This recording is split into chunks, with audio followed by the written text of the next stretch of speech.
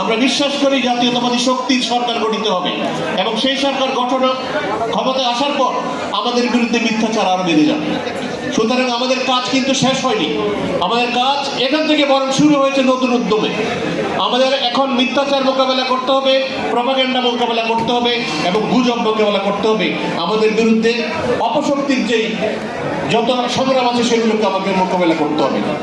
কিন্তু অত্যন্ত দুঃখের সাথে জানাতে হচ্ছে আপনাদেরকে, আমি আবারও বলছি, অত্যন্ত দুঃখের সাথে জানাচ্ছি, গত 5 দিনে 23 জন বিএনপি নেতা, বিএনপির মন্ত্রী, বিএনপির এমপি এবং যারা আমাদেরকে এই যুদ্ধের মাঠে আজ থেকে 12 বছর আগে নিয়ে এসেছিলেন, তাদের দাঁড়ে দাঁড়িয়ে ঘুরেছি আজকের অনুষ্ঠানের প্রধান অতিথি হওয়ার জন্য। কিন্তু 23 জনে, অত্যন্ত দুঃখের সাথে বলছি, 23 জনে আমাদেরকে না করেছেন। এর চেয়ে দুঃখ রাখার কোনো জায়গা নেই। গুলি খেয়ে